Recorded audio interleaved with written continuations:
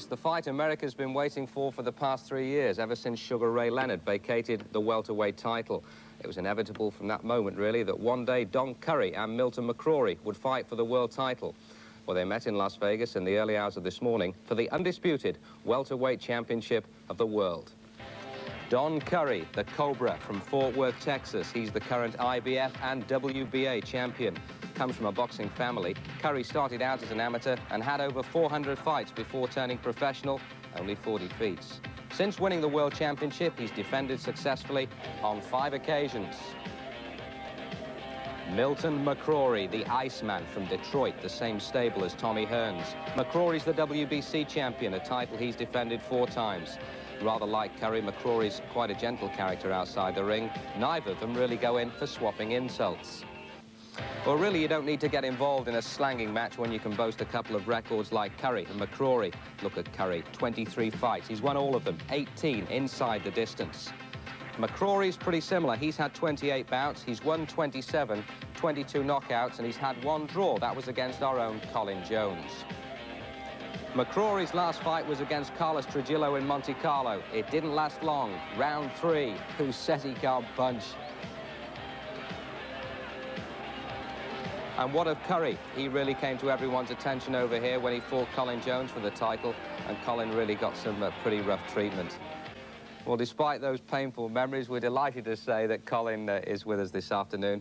So too is Jim Watt. He knows what it's like to fight for the world title as well. Right then, the biggest fight, certainly at welterweight, since Sugar Ray Leonard met Tommy Hearns 4 years ago. And this is how the 2 fighters compare physically. McCrory's the younger of the 2 and a lot taller, but they both scaled in just under the limit at 146 3/4 pounds. They both fought Roger Stafford and Colin Jones, and on both occasions, Curry's won inside the distance compared with McCrory's draw and points victories. Well, the rules took some sorting out as they were fighting for 3 different titles. Most importantly, there are 3 knockdowns in any one round and the fight is over. The venue, the Hilton Hotel. After the announcements, your commentator will be Reg Gutteridge. Good evening, ladies and gentlemen. Welcome to the Hilton Center of the Las Vegas Hilton Hotel, where tonight Top Rank Incorporated, in association with the Hilton Hotel, presents the Toss-Up, an evening of World Championship Boxing. These bouts are sanctioned by the Nevada State Athletic Commission, Freddie Little, chairman, Dwayne Ford, vice chairman, with commissioners at ringside, Mr. Sig Rogich, Mr. Herb Santos, and Mr. Sammy Macias. The executive director at ringside, Harold Buck. Your matchmaker is Mel Greb. Representing the WBA on this contest is Alberto Aleman, and the WBC representative is Jose Suleiman. The officials assigned by the Nevada State Athletic Commission for the next event of the evening. The judges are Dave Moretti, Lou Tabbitt, and Jerry Roth. The timekeeper is Jane Broadfoot. Counting at the knockdown, Charlie Roth. The attending physicians at ringside, Doctors Donald Romeo and James Game, and your referee is Mills Lane. This is the main event of the evening.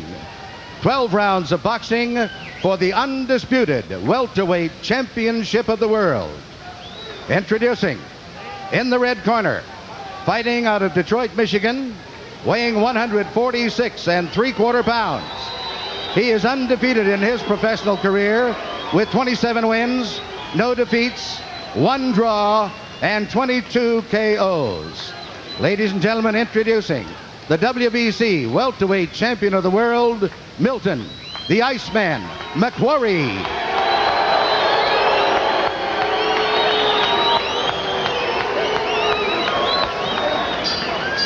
And in the blue corner, his opponent from Fort Worth, Texas. He too weighed 146 3/4 pounds.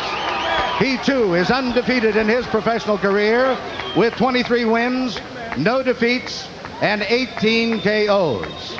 He is the IBF and WBA welterweight champion of the world, presenting Donald, the Lone Star Cobra, Curry.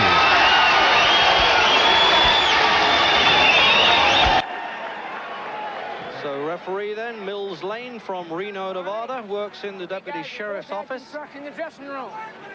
Any questions from Mr. McCrory's corner or the Chief Second? Any questions, Mr. Curry's corner, the Chief Second?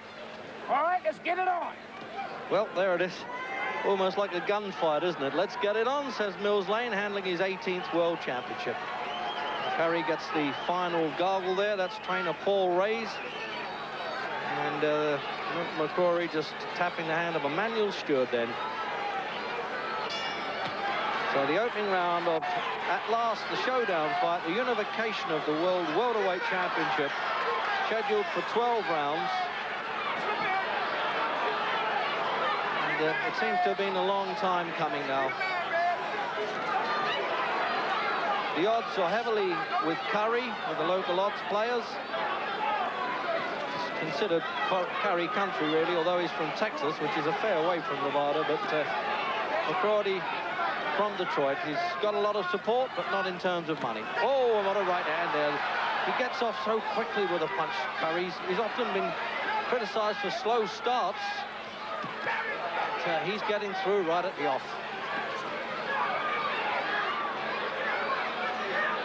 McCrory now really got to use that 6'1", the height advantage to move around, because he's establishing the superiority right at the off, Don Curry. He's not hanging around, he's not looking. They don't need any reconnaissance, these two. They worked on amateur teams together, although never actually fought, but they traveled quite a bit, know each other's style well.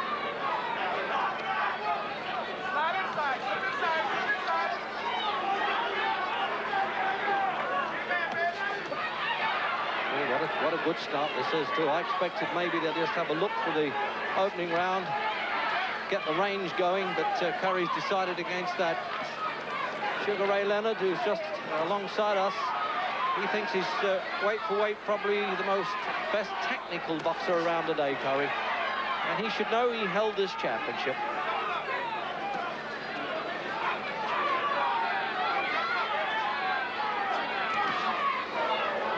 Letting that right hand go, Curry, and McCrory now has really got to work on the defense a bit. That's his game normally. He doesn't get hit too much. Getting hit there, and it was a left hook that did it. Can this end in the opening round with quite a sensation? Almost like watching Tommy Hearns in there as a stablemate of him. It's the same size build, and he went to pieces a little bit. With the clock there, the countdown for the end of the first. They're both getting $750,000.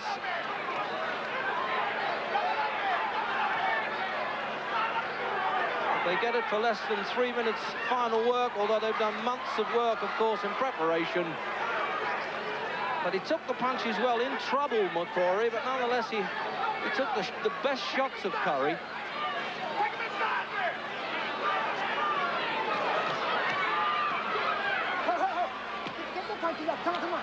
So mild warning for Curry to keep the punches up. Then, oh, what a relief that is, not only for them, but for us. The tension is tremendous. Here in the fully carpeted arena at the Las Vegas Hilton. What a splendid arena it is. Holds 9,000. Fighting too intense. When we get through with this shit, push them off. And keep the left hand out there, you understand? Keep the left hand out there. He's fighting a lot more tighter than he normally is. Try them and let that damn right hand go. No cut, no. Oh, no. No, there's no cut, say the seconds, as they use the ice swell. Let's have a look at the replay now. He's always looking. That was the left hook that did it. It's a wonder he didn't go down from that punch. Well, Colin Jones, with one of the two men that's fought both fighters, he would understand the power of that sort of punch coming in, wouldn't he? And he really did well to hang on there. He'd lost control, but he came back well. So a clear round then for Curry. Round two. And I've long respected the punching and boxing ability of Don Curry. Totally underrated, probably because he had to follow Sugar Ray Leonard. So 2 warnings then for low punches and a friendly tap of gloves. That must go back to the amateur days, but that'll be an armistice short-lived. So let's see if McCrory's corner, Emmanuel Stewart and co, have done the right thing, telling him to use the right hand as Curry comes in.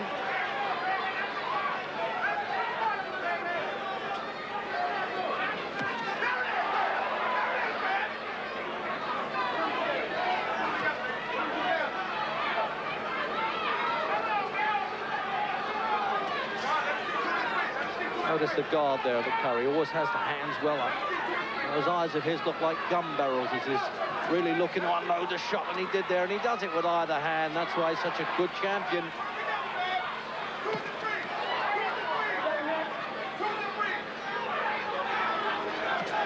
But McCrory, having survived that opening round and some of McCurry's best punches now, is he going to come back? He looks capable of it. Referee doesn't score if we do have to go to 12 rounds, but we worry about... Oh, the left hook. He can't get up from that one, surely. He hit the deck, his head hit the back as well. Midway through the second, the legs are unbuckled completely. He's going to get the mandatory 8, but I'm not sure Mills Lane... Yes, he will let it go on, but that was all over. He just walked in and helped himself to a great right-hand punch. And this fellow now, really, it's a pitiful sight to see Milton McCrory there, taken out by one of the greatest punchers I've seen in the welterweight division, and certainly underrated, but not after this. Donald Curry, the Cobra, has struck it again, hasn't he? What an exceptional champion he is. No wonder the odds players made him a firm favourite, and I certainly did coming into this fight. But he did it so complete, execution stuff. He's had 5 wins in the first, but at least he allowed this one to go into the second round. 24, unbeaten, and McCrory removing the gum shield there. Dr. Alex Romeo from the Nevada Commission standing over him. The ring's too crowded, really, but they won't allow him up until they're sure that some of the concussion has gone anyway. But I was a bit surprised that the referee waved that on. I know they give them more than every chance in a world championship, but quite honestly, that could have easily been stopped after the first knockdown. And the way Curry was going in that opening round, it was always on the wall, wasn't it? And it's great to see a unification of the championship, even though I always feel sorry for a loser like this. It must be a great blow, of course, to lose an unbeaten record and to lose it so completely. But with so many ruling bodies about today, champions really come in multiples, and we don't really want 2 of anything, because that way you finish up with none of nothing.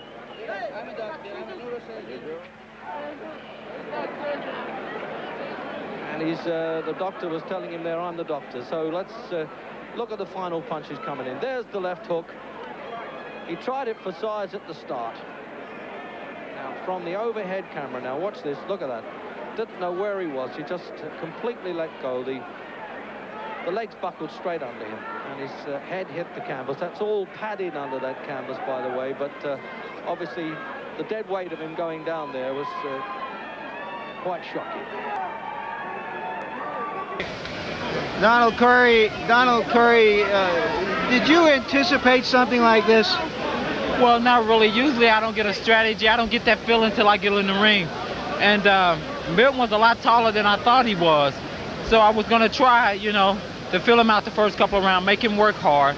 And then I seen I was physically stronger than he was. So then I really started taking it to him, knocking out, muscling, and I caught him with a good left hook. It looked as though you didn't think he could hurt you about midway through the first round. Well, I did. After I hurt him, I started trying too hard. I started kind of lunging with punches, and my corner came back to me. When I went back to the corner, they told me to set him up off his jab, because it was slow, and I stepped in with the hook. Yeah. Well, let's take a look at the knockdown, the first knockdown here, and describe it to us as you see it. Well, it was the left hook.